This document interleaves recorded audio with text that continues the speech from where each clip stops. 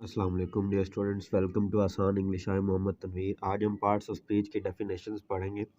ये topic BS English में functional English का जो सब्जेक्ट होता है उसके लिए बहुत ज़्यादा इम्पोर्टेंट है। उसमें आपको डेफिनेशंस आती हैं और उनकी एग्जांपल्स देनी होती हैं। तो इस टॉपिक के अंदर पार्ट्स ऑफ स्पीच की डेफिनेशंस हैं मिसालों के साथ और बड़े ही आसान वर्डिंग के साथ इसको यहाँ पे बयान किया गया है। और दूसरा, ये इंटर के बच्चों के लिए भी मोस्ट इम्पॉर्टेंट है। करेक्शन जब हम करते हैं तो हमें स्टेटमेंट्स में से एरर्स ढूंढने होते हैं। अगर हमें पता ही नहीं है कि स्टेटमेंट में से कौन सा वर्ड कौन सा पार्ट ऑफ स्पीच है, तो हम उनके रूल्स अच्छी तरह नहीं समझ सकते। तो इस वजह से ये इंटर के लिए भी इम्पोर्टेंट है। तो जो जो बच्चे पार्ट्स ऑफ स्पीच को मुकम्मल तौर पे और आसान कॉन्सेप्ट्स में सीखना चाहते हैं, उनसे दरख्वास्त है कि इस चैनल को सब्सक्राइब करें और बेल आइकन को भी दबाएं ताकि आपको लेटेस्ट वीडियोस मिलती रहें। तो हम शुरू करते हैं सबसे पहले नाउन से कि नाउन क्या होता है। The name of everything that exists in this universe. वो नाम जो दुनिया में पाई जाने वाली, वजूद रखने वाली किसी भी चीज़ का होता है, उसको हम नाउन बोलते हैं। ठीक है। मिसाल के तौर पे दुनिया में कौन सी चीज़ें पाई जाती हैं, पर्सन्स पाए जाते हैं, प्लेसेस पाई जाती हैं, थिंग्स पाई जाती हैं। तो इस तरह की कोई भी चीज़ जो भी एग्जिस्ट करती है उसका कोई ना कोई नाम होता है, उसी नाम को हम नाउन बोलते हैं। मिसाल के तौर पे फैसल, फैसलाबाद, बुक। फैसल एक पर्सन का नाम है, फैसलाबाद एक जगह का नाम है, बुक एक थिंग का नाम है। तो कोई भी चीज़ जो वजूद रखती है, या वो पर्सन्स की कैटेगरी में होती है, या वो प्लेस की कैटेगरी में होती है, या वो थिंग की कैटेगरी में होती है, जिसमें कोई भी बेजान चीज़ या एनिमल, बर्ड्स या कोई भी इंसेक्ट्स होते हैं, वो इसमें फ़ॉल करते हैं। तो आगे है प्रोनाउन। प्रो का मतलब होता है रिप्लेसमेंट, तो नाउन का मतलब होता है नाउन वो अल्फाज जो किसी नाम की जगह पे इस्तेमाल किए जाते हैं। The words which are used in replacement of noun are called pronoun. For example he, she, it, they, I, वो, यू, एटसेट्रा। ये वो वर्ड्स हैं जो किसी भी नाम की जगह पे हम इस्तेमाल करते हैं ताकि हम रेपिटेशन से बचें। तो इन वर्ड्स को हम प्रोनाउन बोलते हैं। आगे है adjective. The words which explain a noun और a pronoun are called adjectives. वो अल्फाज जो किसी नाउन या प्रोनाउन की वजाहत करते हैं उनको एडजेक्टिव्स बोलते हैं। किसी भी पर्सन, प्लेस और थिंग के नाम को हम नाउन बोलते हैं। जो उस नाम की जगह पे या नाउन की जगह पे इस्तेमाल वर्ड्स होते हैं उनको हम प्रोनाउन बोलते हैं, और इन दोनों की जो वजाहत करने वाले वर्ड्स होते हैं उनको हम एडजेक्टिव बोलते हैं। ठीक है। मिसाल के तौर पे, अकरम इज़ एन इंटेलिजेंट बॉय। अकरम जो है वो एक इंटेलिजेंट लड़का है। यहाँ पे बॉय की एक्सप्लेनेशन कर रहा है इंटेलिजेंट। ठीक है।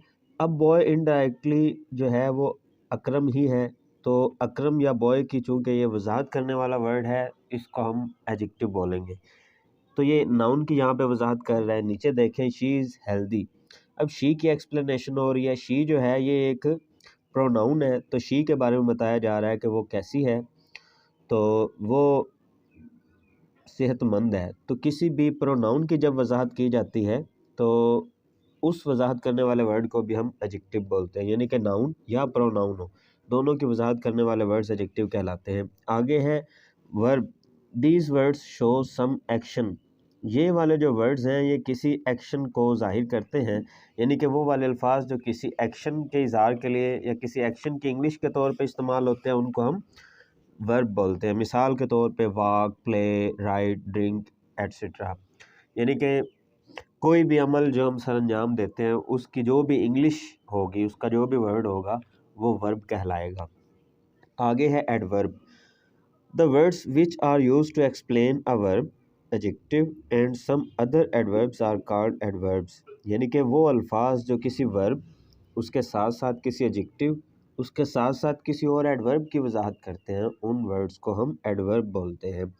यानी कि जो एडवर्ब है ये वर्ब के एक्सप्लेनेशन के साथ साथ किसी और एडवर्ब और किसी एडजेक्टिव की भी एक्सप्लेनेशन करता है। हम इसको मिसालों में देखेंगे। जैसे देखें, अली रन्स, अली दौड़ता है। रन्स दौड़ना है, एक अमल है। अमल वाले जो भी वर्ड्स होते हैं उनको हम वर्ब बोलते हैं। तो रन्स जो है ये एक वर्ब है। तो इसका नीचे देखें, अली रन्स फास्ट। अब अली रन्स फास्ट में हमें रन्स के बारे में वजाहत दी जा रही है कि अली कैसे भागता है। तो फास्ट जो है ये रन्स की वजाहत कर रहा है, अली से कंफ्यूज नहीं होना कि ये अली की वजाहत कर रहा है। अली जो अमल कर रहा है उसकी वजाहत की जा रही है कि अली कैसे दौड़ता है, अली तेज़ दौड़ता है, तो यहाँ दौड़ना की एक्सप्लेनेशन कर रहा है फास्ट। तो इसका मतलब ये है कि ये चूँकि वर्ब की एक्सप्लेनेशन कर रहा है तो एडवर्ब कहलाएगा। आगे देखें, Ali runs very fast, Ali बहुत तेज़ दौड़ता है। अब देखें फास्ट जो है ये रन्स की एक्सप्लेनेशन कर रहा है कि वो तेज़ दौड़ता है। अब कितना तेज़ दौड़ता है उस तेज़ की वजाहत करने के लिए वेरी यूज़ हुआ है। इसका मतलब जो वेरी है ये पहले से मौजूद एक एडवर्ब की वजाहत कर रहा है, तो इस वजह से वेरी जो है ये भी एडवर्ब कहलाएगा। आगे देखें, Ali is quite strong, Ali की एक्सप्लेनेशन कर रहा है स्ट्रॉन्ग। स्ट्रॉन्ग अली के बारे में बता रहा है कि अली कैसा है, अली मजबूत है। अब स्ट्रॉन्ग तो अली की एक्सप्लेनेशन कर रहा है, जैसे अली इज स्ट्रॉन्ग, अली मजबूत है। अब वो कितना मजबूत है उसके लिए क्वाइट लगाया गया है, तो उसकी मजबूती की एक्सप्लेनेशन हो रही है कि कितनी मजबूती है उसमें, क्वाइट यानी कि बहुत। Ali is quite strong, Ali बहुत मजबूत है। तो उम्मीद करता हूँ आपको एडवर्ब अच्छी तरह क्लियर हो गया है। तो पहला जो हमारे पास एडवर्ब यूज़ हुआ है वो फास्ट है, जो रन्स वर्ब की वजाहत कर रहा है। दूसरा जो एडवर्ब इस्तेमाल हुआ है, ठीक है, वो है वेरी, जो पहले से मौजूद एडवर्ब फास्ट की वजाहत कर रहा है। और तीसरा जो एडवर्ब है वो एक एडजेक्टिव स्ट्रॉन्ग की वजाहत कर रहा है। तो आगे देखें, कंजंक्शन है हमारे पास। कंजंक्शन क्या होता है? These are the words that connect words, phrases and clauses. वो अल्फाज जो किसी कुछ अल्फाज को, फ्रेजेस को या क्लॉजेस को मिलाते हैं उनको हम कंजंक्शन बोलते हैं। जैसे Aslam and Akram are brothers, Aslam और अकरम भाई हैं। अकरम और असलम को मिलाने वाले अल्फाज जो भी होंगे, जैसे यहाँ पे एंड इस्तेमाल हुआ है तो ये कंजंक्शन है। जैसे नीचे देखें, Aslam is my brother but Akram is my class fellow. यहाँ पे असलम इज़ माई ब्रदर एक क्लोज है, अकरम इज़ माई क्लास फेलो ये दूसरी क्लोज है। इन दोनों को जोड़ रहा है बट, इसका मतलब ये बट जो है ये कंजंक्शन है। इस तरह के इनके अलावा और जो कंजंक्शन ज़्यादातर यूज़ होते हैं वो फॉर, और, सो, येट, दैट, इफ़, बिकॉज, ये उनकी और मिसालें हैं। नीचे देखें, इंटरजेक्शन है हमारे पास। These words which express, या the words which express some sudden feelings of joy, wonder और sorrow, वो अल्फाज जो खुशी, गमी और हैरानी के अचानक जज्बात का इजहार करने के लिए इस्तेमाल होते हैं उनको हम इंटरजेक्शन बोलते हैं। क्या बोलते हैं? इधर ज़रा आपने करेक्शन कर लेनी है, ये है इंटरजेक्शन, इसको हम बोलते हैं इंटरजेक्शन। इंटरजेक्शन, ठीक है। तो मिसालों में देखें, alas Aslam's father has died, Aslam के वालिद का इंतकाल हो गया है। तो एलास जो है ये अफसोस के लिए इस्तेमाल हुआ है, तो ये एक इंटरजेक्शन है। आगे देखें, हुर्रा आई पास CSS, ये एक खुशी का इजहार है कि हाय हाय मेरा CSS पास हो गया है, ये खुशी से बताया जा रहा है, तो ये खुशी वाला वर्ड है, तो इसको भी हम इंटरजेक्शन बोलेंगे। आगे हमारे पास है प्रेपोजिशन। प्रेपोजिशन का क्या मतलब होता है? प्री का मतलब होता है पहले, पोजीशन का मतलब होता है जगह, यानी कि नाउन प्रोनाउन के लिहाज से जो पहले लिखा हुआ हो उसको हम प्रेपोजिशन बोलते हैं। यानी कि वो वर्ड्स जो नाउन या प्रोनाउन से पहले आते हैं, इसके साथ साथ क्या करते हैं उसके लिए हम मुकम्मल डेफिनेशन देखते हैं।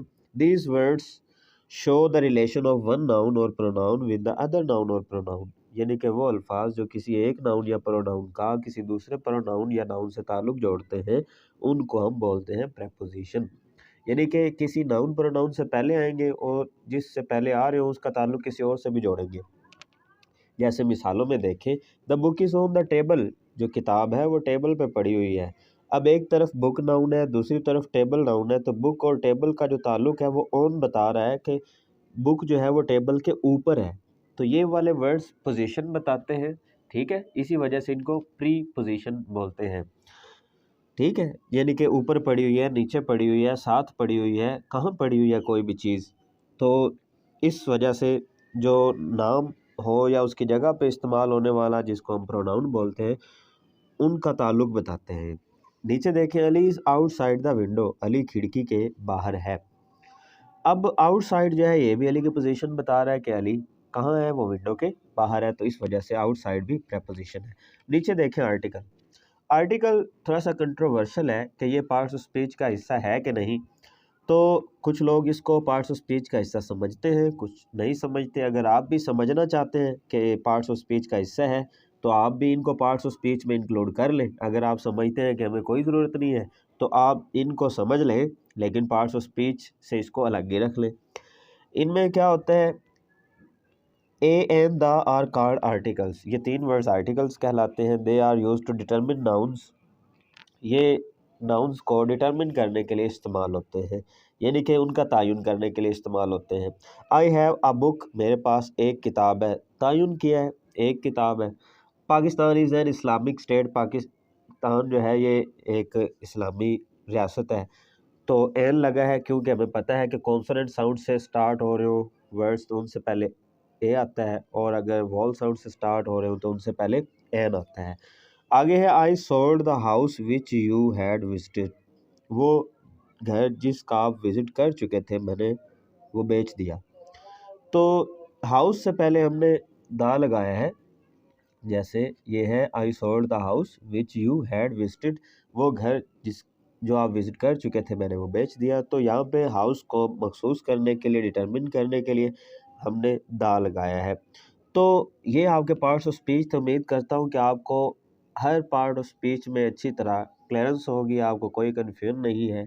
तो इनके हम आगे टाइप्स के ऊपर भी नेक्स्ट वीडियोस बनाएंगे। तो जो लोग इस तरह एक इजी वे में आप सीखना चाहते हैं तो इस चैनल के साथ जुड़े रहें और नेक्स्ट वीडियोस भी ज़रूर देखें। अपना ढेर सारा ख्याल रखें। अल्लाह हाफिज़।